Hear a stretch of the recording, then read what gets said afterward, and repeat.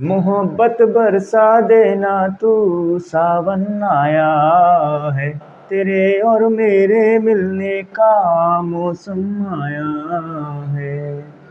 सबसे छुपा के तुझे सीने से लगाना है, प्यार में तेरे हद से गुजर जाना है। इतना प्यार किसी पे पहली बार आया है।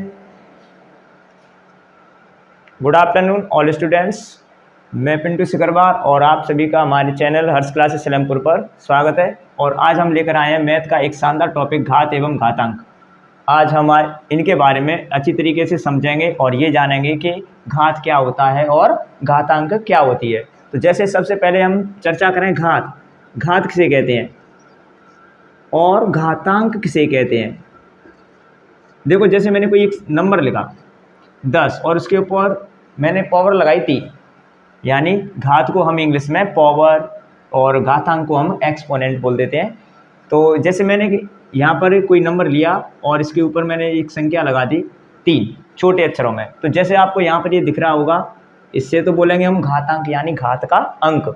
और यदि हम पूरी संख्या को बोलें तो पूरी संख्या को कुछ इस हिसाब से बोलेंगे कि 10 की घात 3, 10 की घात 3। यानी पूरी संख्या को जब बोलते हैं तो वो तो घात के रूप में बोली जाती है, और जब हम अकेली घात को बोलते हैं तो उसे घात का अंक बोलते हैं। अर्थात उससे हम क्या बोलते हैं, घातांक, यानी घात के अंक को घातांक कहते हैं, घातांक कहते हैं। और घात जब हम पूरी संख्या, जैसे कोई भी संख्या है उसके ऊपर जितनी भी संख्या लगा देंगे उसे बोल लेंगे, तब कुछ इस प्रकार से बोला जाता है कि 10 की घात 3, या जो संख्या जितनी बार गुणा में लिखी जाती है तो वह उसे संचित रूप में लिखने के लिए घात का प्रयोग किया जाता है। जैसे मैंने यहाँ पर कोई संख्या लिखी 10 × 10 × 10 × 10 × 10। आप यहाँ पर देख सकते हैं कि 10 कितनी बार लिखा हुआ है, 1 2 3 4 5। अर्थात इसका मतलब है कि जब हम इसे संक्षिप्त में लिखेंगे तो कैसे लिख सकते हैं, 10 की घात 5। यानी जो अंक जितनी बार गुणा में लिखा रहता है हम उस पर उतनी ही घात लगाते हैं और उसे एक शॉर्ट रूप में शो कर देते हैं। अब इसके बाद में इनके कुछ नियम होते हैं घात एवं घातांक के। जब हमें कोई क्वेश्चन सॉल्व करना हो और घातांक से संबंधित है तो उनके कुछ नियम होते हैं, और मैं नियमों के बारे में बताऊं तुम्हें कि पहला नियम क्या होता है। प्रत्येक नियम को समझेंगे और उसके बारे में थोड़ी चर्चा करेंगे। जैसे पहला नियम मैंने यहाँ पर लिखा, और पहला नियम होता है a की पावर m × a की पावर n = a की पावर m + n। ये फर्स्ट नियम है, a की पावर m × a की पावर n बराबर a की पावर m + n। अब यहाँ पर जैसे कि आप देख सकते हैं कि a पे घात मैंने m लगाया है, तो जो यहाँ पर a लिखा है इससे तो बोलते हैं हम आधा, और ऊपर जो घात लगा हुआ है, संख्या लगी हुई है m, उसे हम बोलेंगे घात का अंक। लेकिन जब पूरी संख्या को बोलेंगे तो a की घात m बोलेंगे, या फिर हम ये बोल सकते हैं इंग्लिश में, जैसे घात को पावर बोलते हैं तो a की पावर m × a की पावर n = a की पावर m + n। अच्छा, ये नियम है, हमें यूज कैसे करना है। जैसे मान के चलो कोई आपके लिए क्वेश्चन दिया है और क्वेश्चन में कुछ इस प्रकार से है कि 2 की पावर 3 × 2 की पावर 5, और हम अब इसे सॉल्व करना चाहते हैं शॉर्ट रूप में। तो अब हम इसे कैसे करेंगे, जैसे कि यहाँ पर देख सकते हैं आधार कैसे हैं, समान। ऐसे यहाँ पर 2 और 2 ये भी कैसे हैं, समान। तो यहाँ पर आधार जैसा लिखा है वैसा का वैसा ही यहाँ पर लिखा है। तो ऐसे ही हम क्या करेंगे कि जैसा यहाँ पर लिखा है 2 2, तो हम भी यहाँ पर कितना लिख लेंगे 2, और उसके बाद में m + n, यानी दोनों घातों को जोड़ दिया है तो हम भी इन दोनों घातों को क्या करेंगे, जोड़ देंगे। तो देखो बच्चों, 3 + 5, अब बताओ 3 में 5 जोड़ें तो कितना आएगा, 8। तो 2 की घात 8। यहाँ पर इस क्वेश्चन का जो घात के रूप में आंसर होगा वो कितना होगा, 2 की घात 8। लेकिन अगर वो ये पूछे कि मान कितना होगा, बिल्कुल नहीं घबराना है। आपको क्या करना है, जैसे 2 की पावर कितनी है 8, तो हम इसे क्या करेंगे कि 2 की पावर 8 को 8 बार गुणा में लिख लेंगे, क्योंकि यहाँ पर 8 घात लगी हुई है। 1 2 3 4 5 6 7 8, और इनका कर लेंगे मल्टीप्लाई। बिल्कुल सिंपल है। देखो, 2 दूनी 4, 4 दूनी 8, 8 दूनी 16, 16 दूनी 32, 32 दूनी 64, 64 दूनी 128 और 128 दूनी 256। तो 2 की घात 8 का जो मान होगा वो कितना होगा 256। तो बच्चों यहाँ तक क्लियर है।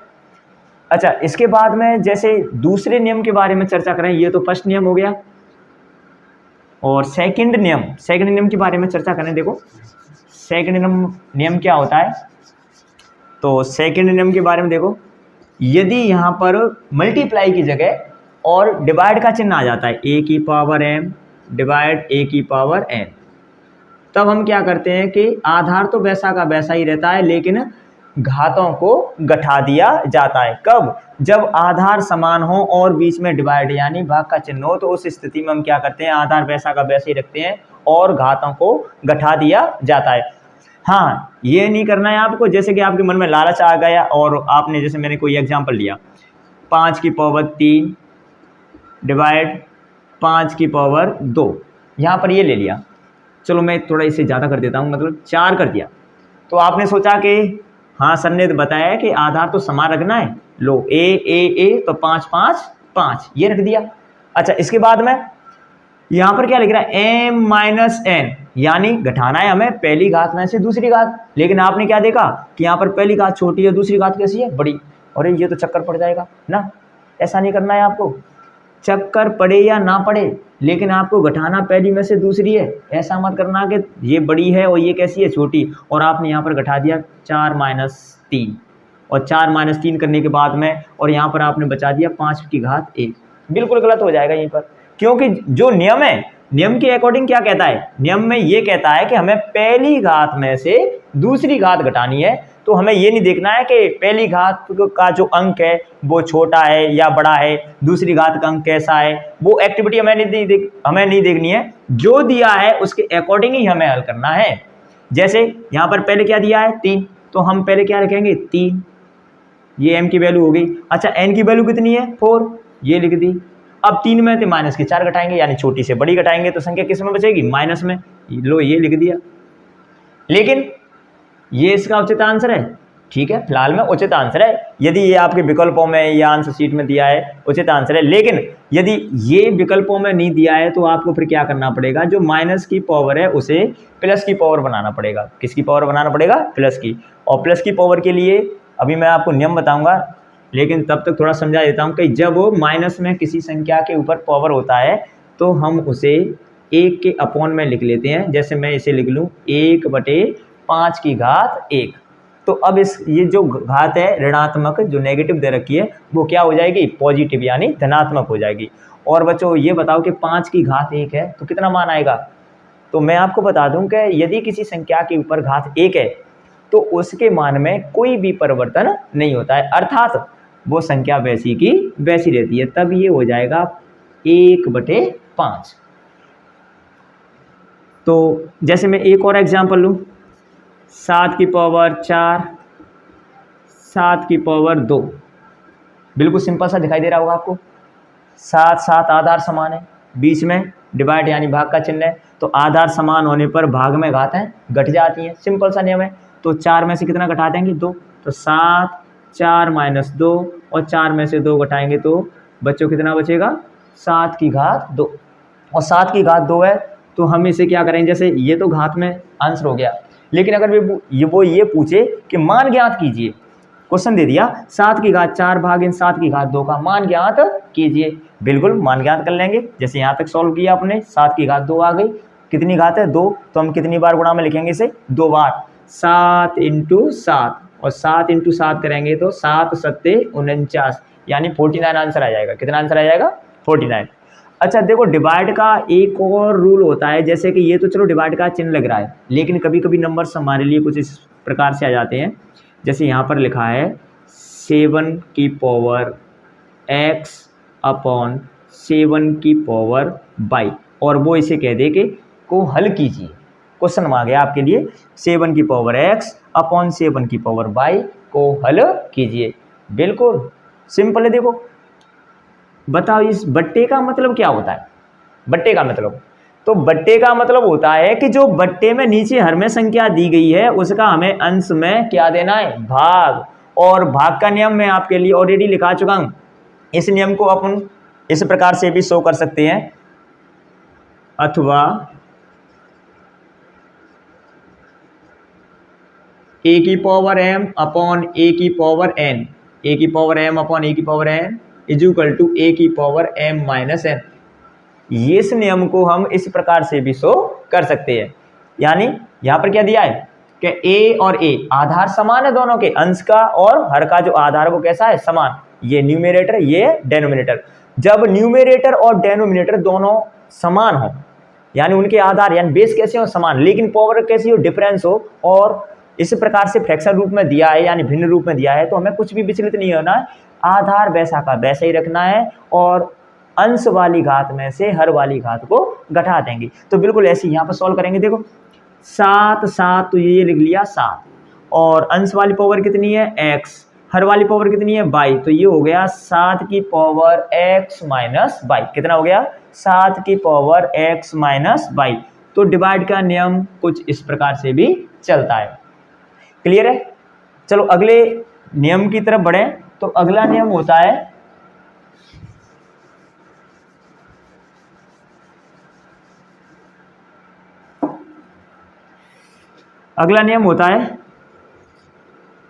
a की पावर m इंटू बी की power m is equal to A B की पावर m। अच्छा, बड़ा ही मजेदार नियम है। देखो यहाँ पर आप देख सकते हैं कि इससे पहले जो ऊपर थे नियम, उनमें आधार कैसा चल रहा था, समान चल रहा था। कैसा चल रहा था, समान। लेकिन यहाँ पर देखें तो आधार कैसे हैं, भिन्न भिन्न, यानी अलग अलग है, डिफरेंट है। डिफरेंट है तो बिल्कुल डिफरेंट बने रहने दो। क्या लेंगे, क्वेश्चन तो किसी भी प्रकार का आ सकता है। ये नहीं है कि इनसे रिलेटिव आए, जो यहाँ पर मैंने ऊपर 2 नियम बताए हैं, मल्टीप्लाई और डिवाइड वाला, जरूरी नहीं है कि इनसे रिलेटिव आए। मल्टीप्लाई में ऐसा भी आ सकता है जहां पर आपको आधार तो डिफरेंट मिलेंगे लेकिन उनके घात कैसे मिलेंगे, समान। बिल्कुल सिंपल है, एक चुटकी में या 1 सेकंड में आप सॉल्व कर सकते हो। जैसे मैंने एक एग्जांपल लिया और एग्जांपल में मैंने लिखा 7 की पावर 3 मल्टीप्लाई 8 की पावर 3। यहाँ पर आप देख सकते हैं कि 7 और 8 दोनों हैं, दोनों के दोनों आधार कैसे हैं, बेस कैसे हैं, डिफरेंट हैं, अलग अलग हैं। लेकिन पावर की जिक्र करें तो पावर कैसी है, समान, 3 और 3। तो हम क्या करेंगे, नियम के अकॉर्डिंग हमें आधारों का क्या करना है, गुणा। बीच में कोई यहाँ पर चिन्ह नहीं है तो किसका चिन्ह माना जाएगा, गुणा का। तो गुणा कर रहेंगे 7 इंटू 8 और m, यानी जो घात चल रही थी वो वैसी की वैसी, तो 3 3, तो यहाँ पर भी कितना लिख देंगे, 3। 7 का 8 से मल्टीप्लाई कर देंगे, तो 7 8 जा 56, यानी 7 8 56, 56 की घात कितना हो गया, 3। ये इसका आंसर हो जाएगा। और जब हमें मान निकालना हो तो हम इनका क्या कर देंगे, मल्टीप्लाई कर देंगे, 56 इंटू 56 इंटू 56, तो इसका आंसर आ जाएगा यदि मान पूछेगा तो। लेकिन अगर ऐसा ही बड़े बेस दे रखे हैं तो हमें ज़्यादातर घातांक के रूप में आंसर पूछता है, और यदि घातांक के रूप में नहीं पूछता है तो हम क्या करेंगे, इसे सॉल्व कर लेंगे। जैसे 56 यानी 56 की पावर कितनी है, 3, तो हमें इसे मात्र 3 बार मल्टीप्लाई में लिखना है। अच्छा, इसके बाद में अगले नियम की तरफ बढ़ें तो अगला नियम होता है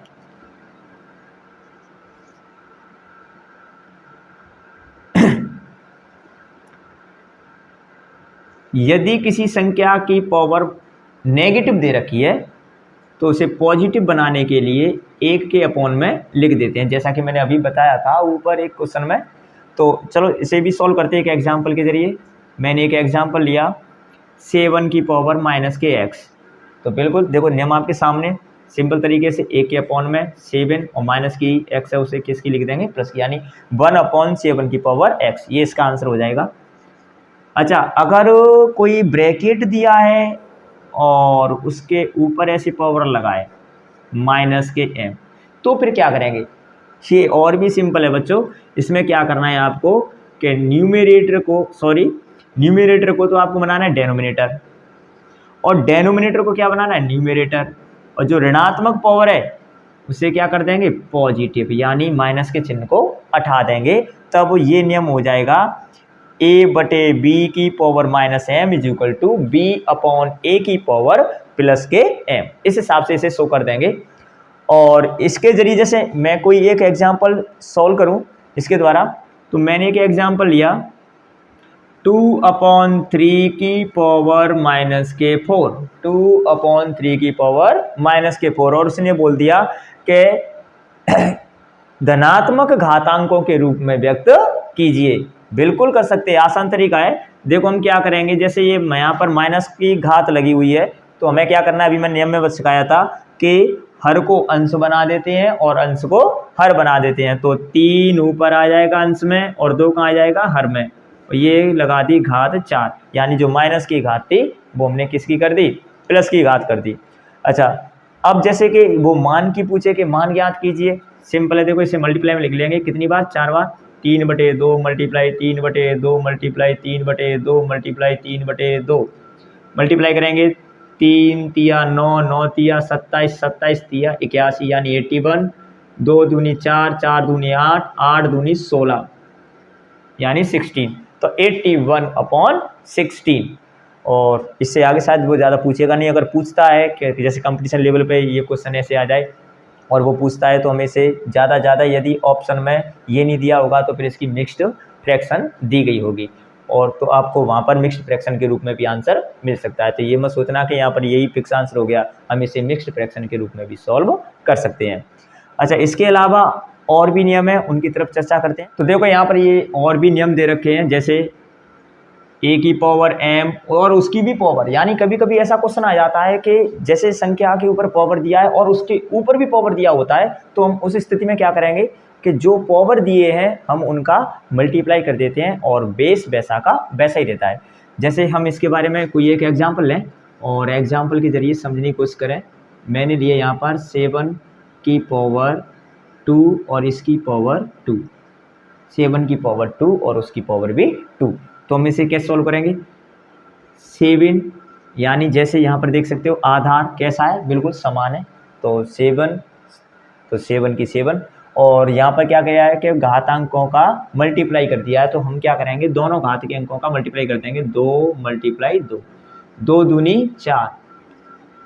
और जब इसके मान के बारे में पूछे कि मान ज्ञात कीजिए, तो 7 पे घात 4, अर्थात हम इसे कितनी बार गुणा में लिखेंगे, 4 बार। 7 × 7 × 7 × 7 और मल्टीप्लाई करेंगे तब आएगा 7 × 7 = 49, 49 × 7 = 343 और 343 सत्य होते हैं 2401, 2401 या 2401। और देखो नेक्स्ट नियम है a की पावर 0 और उसकी वैल्यू कितनी होती है, 1, यानी कभी भी किसी भी संख्या के ऊपर यदि घात 0 आ जाए और आप सोचें कि पता नहीं इसका मान कितना होगा, 0 है तो शायद 0 होगा ना, बिल्कुल भी नहीं। यदि किसी संख्या के ऊपर घात कितनी आती है, 0, तो उसका मान हमेशा कितना आता है, 1 आता है। कितना आता है, 1। अच्छा, कैसे सॉल्व करेंगे, चलो सॉल्व करने के लिए हम क्या करते हैं, एक एग्जाम्पल। जैसे मैंने कोई संख्या ली x और उसके ऊपर पावर कितनी लगा दी, 0, और x की पावर 0 है तो इसका मान कितना हो जाएगा, 1। अच्छा, और जैसे मैंने ली 3 की पावर 0, तो इसका मान भी कितना हो जाएगा, 1। कितनी भी संख्या हो, या माइनस में हो या प्लस में हो, लेकिन जब उसके ऊपर पावर 0 लगा हुआ है तो उसका मान कितना हो जाएगा, 1।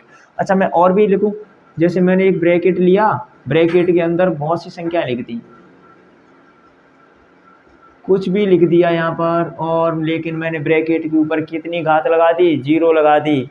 तो आपको इन पे कोई भी गौर नहीं करना है, आपको तो ये देखना है कि ये सभी के सभी जो सदस्य हैं, संख्या हैं, वो एक कमरे में बंद हैं क्या, और कमरे में बंद हैं। अब एक बात बताओ, यदि कोई कमरा है उसके अंदर कोई भी सदस्य बैठे हैं, कितने भी बैठे हैं, 10, 8, 20, और कोई बॉम्ब लगा दिया, बॉम्ब फट जाए तो क्या होगा, सीधी सी बात है, कमरा डहेगा और जितने भी हैं वो सब के सब वहाँ से फ्री हो जाएंगे, और आगे तो आप जानते हैं क्या होगा। अच्छा, ऐसे ही मैंने इस ब्रैकेट के ऊपर कितनी घात लगा दी, 0। अच्छा, 0 लगा दी तो फिर क्या होगा, इन सब की जो वैल्यू है वो सिमट कर कितनी रह जाएगी, 1। कितनी रह जाएगी, 1। अच्छा, कोई ये बताएगा कि 1 मान कैसे आता है, यदि किसी संख्या के ऊपर घात 0 है तो 1 मान कैसे आता है। बिल्कुल सिंपल लॉजिक है। देखो मैं एक छोटा सा इसी एग्जाम्पल को उठाता हूँ, 3 की पावर 0। अच्छा, 3 की पावर 0 को मैंने यहाँ पर लिखा 3 की पावर 1 - 1, लिख सकता हूँ क्या, बिल्कुल लिख सकता हूँ, आप रोज मना करना, लेकिन फिर भी मैं नहीं मानूंगा। क्यों, क्योंकि 1 में से 1 घटाएंगे तो कितना बचेगा, 0, यानी मैं बिल्कुल सही कर रहा हूँ। अच्छा, जरूरी नहीं है कि आप 1 माइनस 1 ही लिखें, ऐसे 2 माइनस 2 भी लिख सकते हो, 2 में से 2 घटाएंगे तो 0। लेकिन जितने बड़े नंबर्स आप घात में लोगे कैलकुलेशन उतनी टफ होगी। तो हम क्या करेंगे, सिंपल से एग्जाम्पल के जरिए, जैसे मैंने यहाँ पर लिया 1 माइनस 1। अच्छा, 1 में से 1 घटाएंगे तो 0 बचेगा। लेकिन अभी मैंने एक घातांक का नियम समझाया था आपको, और वो नियम क्या था कि यदि कोई संख्या इस हिसाब से दी है कि 3 की पावर 4 बट्टे 3 की पावर 3, तो हम क्या करते हैं कि आधार समान है तो आधार वैसा का वैसा ही, और ऊपर की घात में से नीचे की घात को घटा देते। बिल्कुल ऐसी फॉर्म में यहाँ पर लिखा हुआ है क्या, और जब ये ऐसी फॉर्म में लिखा हुआ है तो हम क्या इसे ऐसी फॉर्म में सॉल्व कर सकते हैं? बिल्कुल सॉल्व कर सकते हैं। देखो कैसे करेंगे कि 3 बट्टे 3, ऊपर घात 1 है, ये 1 लिख दिया, और ये वाली दूसरी घात 1 है तो 1 ये लिख दिया। जैसे ये 4 है तो ये 4 लिख दी, ये 3 है तो ये 3 लिख दी, माइनस है तो डिवाइड का चिन्ह लगा दिया। ऐसे ही हमने क्या किया कि डिवाइड का चिन्ह है ये लगा दिया, और उसके बाद में पहली घात और ये दूसरी घात, और 3 की घात 1, यानी कोई भी संख्या उसके ऊपर घात 1 है तो उसकी वैल्यू उतनी होती है, ऐसी यहाँ पर उसकी वैल्यू भी इतनी हो जाएगी। और 3 का 3 में भाग देंगे तब कितनी बार जाएगा? 1 बार जाएगा। कितनी बार जाएगा? 1 बार। तो इस प्रकार से किसी भी संख्या की घात 0 हो तो उसका मान 1 प्राप्त हो जाता है। तो मेरे प्यारे बच्चों, यहाँ तक शायद आपका क्लियर होगा कि यदि किसी संख्या के ऊपर घात 0 है तो हम उसे आसान तरीका से वैल्यू में चेंज कर सकते हैं, और कुछ इस हिसाब से। जरूरी नहीं है यहाँ पर मैं 1 और 1 ही लूँ, यहाँ पर मैं 2 और 2 भी ले सकता हूँ, 3 और 3 भी ले सकता हूँ, 4 और 4 भी ले सकता हूँ, कुछ भी ले सकता हूँ। अच्छा, 1 और 1 ये भी नियम है लास्ट, इसे भी सॉल्व करने की कोशिश करें। तो सॉल्व करने के लिए हम क्या करेंगे, जैसे यहाँ पर ये दिया है x की power m is equal to y की पावर m। तो सॉल्व करने के लिए देखो बिल्कुल सिंपल सा फंडा है, मैं तुम्हें बताऊं। जैसे कि यहाँ पर आप देख सकते हो दोनों के दोनों जो आधार हैं वो कैसे हैं? डिफरेंट है, यानी असमान है, अलग अलग है। और जो घात लगी हुई है ऊपर वो कैसी है? समान, बिल्कुल सेम है, समान है। तो हम क्या करेंगे कि जब दो नंबर्स इस प्रकार से दिए हैं कि उनके ऊपर की घात तो समान हो लेकिन बीच में इक्वल लगा हो, तो उस स्थिति में दोनों के दोनों जो आधार होते हैं वो समान हो जाते हैं। अर्थात जैसे मैंने एक एग्जांपल लिया और यहाँ पर लिखा 3 की पावर x प्लस 2 और इज इक्वल टू में लिख रहा है 3 की पावर 5। तो हम क्या करेंगे इसी नियम के अकॉर्डिंग, जैसे कि आप यहाँ पर देख सकते हो नियम कैसे शो हो रहा है कि संख्या यानी जो बेस हैं वो कैसे हैं। अच्छा, यहाँ पर बेस के रूप में चर्चा कर रहे हैं, चलो ठीक है। तो एक और जो नियम होता है, एक और अलग से नियम होता है, उसके अकॉर्डिंग इस एग्जाम्पल को सॉल्व करेंगे। सॉरी, देखो जैसे मैंने यहाँ पर लिखा कि 7 की power 2x is equal to 8 की पावर 2x। यहाँ पर आप देख सकते हैं कि जो पावर है वो कैसी है? इक्वल है, 2x। तो फिर ये दोनों के दोनों बेस एक दूसरे के इक्वल हो जाएंगे, यानी 7 is equal to 8। 7 is equal to 8। 9 number अगला एक एग्जाम्पल है, सॉरी नियम है कि यदि आधार समान हो, x की power m is equal to x की पावर n, आधार समान हो तो उस स्थिति में पावर भी समान होती है, m is equal to n। अच्छा, इस एग्जाम्पल के जरिए, इस नियम के जरिए मैं एक एग्जाम्पल लेता हूं। जैसे मैंने लिया 7 की पावर 3x माइनस 1 और 7 की पावर 2x प्लस 4, ये ले लिया। अब यहाँ पर आप देख सकते हैं कि आधार कैसे हैं? समान। तो समान आधार होने पर क्या होता है कि घातें एक दूसरे के बराबर हो जाती हैं। यहाँ पर भी वही पहचान दे रखी है, क्वालिटी दे रखी है कि जो आधार हैं वो कैसे हैं? समान। तो यहाँ पर भी 7 और 7 समान है, और 7 और 7 समान है तो ऐसी स्थिति में जो दोनों घातें हैं वो एक दूसरे के इक्वल हो जाएंगी। 3x minus 1 is equal to 2x plus 4। अच्छा, 2x प्लस 4 हो गया तो यहाँ से अब हमें x की वैल्यू पूछ ले वो कि निम्न प्रतिबंध में x का मान ज्ञात कीजिए। बड़ा इजी है, देखो ये समान तो घात एक दूसरे के बराबर होगी, तो यहाँ पर एक समीकरण बन गया, इक्वेशन। इसे सॉल्व करने के लिए हम क्या करेंगे कि जो x की वैल्यू है उन्हें एक साइड में करेंगे, 3x प्लस के 2x इधर आकर माइनस के, और जो माइनस के 1 है वो उधर जाकर प्लस के 1, यानी पहले 4 फिर प्लस 1। 3x में से 2x माइनस करेंगे तो x, और 4 प्लस 1 कितना हो गया? 5। तो x की वैल्यू कितनी आ गई? 5 आ गई। कितनी आ गई? 5। अच्छा, घातांकों से ऐसी रिलेटेड कुछ और क्वेश्चंस हैं, जैसे हम इन्हें सॉल्व करना चाहें। कई बार एग्जाम्पल में आपने देखा होगा कि कोई क्वेश्चन आ गया 10 की पावर 28 का वर्गमूल क्या है, और उसने आपके लिए ऑप्शन रख दिए 10 की पावर 27, 10 की पावर 20, 10 की पावर 14 और नन, इनमें से कोई भी नहीं। ऐसे ऑप्शन आ गए आपके लिए। तो फिर कैसे सॉल्व करेंगे? देखो यहाँ पर जैसे कि आप देख सकते हैं कि 10 की पावर 28 का हमें क्या निकालना है, वर्गमूल। और आप सोच रहे हैं कि 28, अब इसकी वैल्यू निकालेंगे तो काफ़ी लंबी जाएगी और फिर सॉल्व कैसे करेंगे। वर्गमूल का चिन्ह जानते हैं? जो ये मैंने यहाँ पर चिन्ह लगाया है, इसे हिंदी में वर्गमूल बोलते हैं और इंग्लिश में बोलते हैं रूट।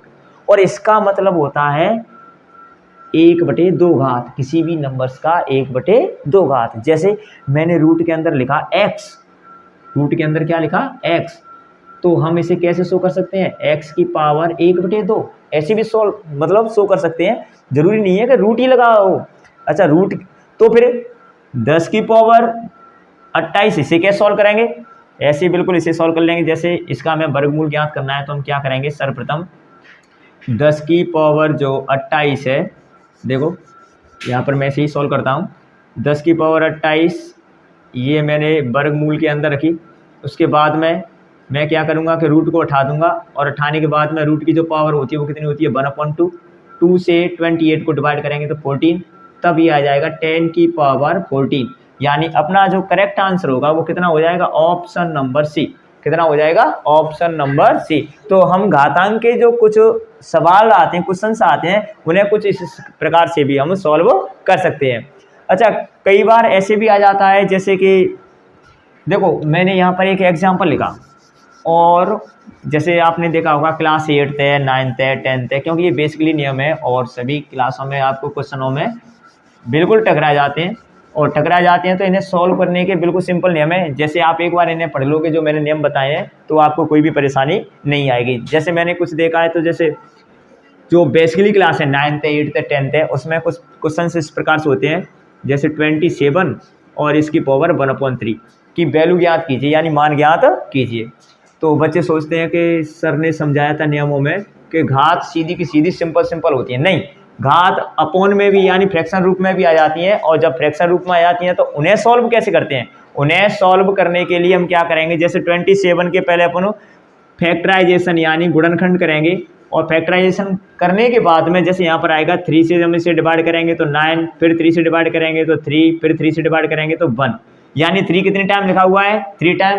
तो हम क्या करेंगे कि 27 यानी जो 27 दिया है उसकी जगह पर लिख लेंगे 3 की पावर 3, और ऊपर पावर दिया है 1/3। अब मैंने अभी एक नियम बताया था कि यदि घात के ऊपर घात चढ़ा हो तो फिर कैसे सॉल्व करते हैं। सॉल्व करने के लिए हम क्या करेंगे कि 3 और इसके मल्टीप्लाई में ऐसे लिख देंगे 1/3। 3 से 3 कट गया, 3 की पावर 1, और 3 की पावर 1 की वैल्यू कितनी होती है, 3।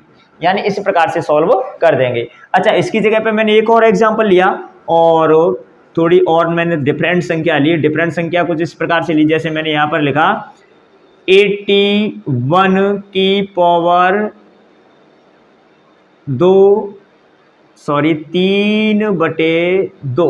3/2। अब इसकी वैल्यू ज्ञात करनी है तो क्या करेंगे, जैसे मैंने यहाँ पर फैक्टराइजेशन किए थे बिल्कुल ऐसे यहाँ पर फैक्टराइजेशन करेंगे।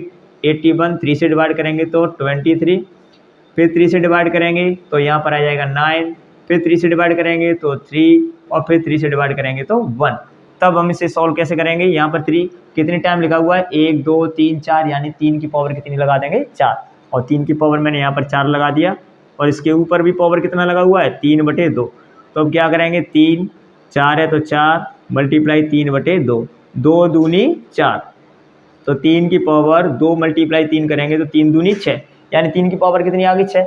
और जब वो मान पूछे, पहले तो तुम्हें आंसर यहीं पर मिल जाएगा शायद, यदि नहीं मिले और मान पूछता है तो हम क्या करेंगे, जैसे 3 की पावर 6 है तो हम इसे 6 टाइम मल्टीप्लाई में लिखेंगे, 1 2 3 4 5 6। अब इनका सबका क्या कर लेंगे, मल्टीप्लाई।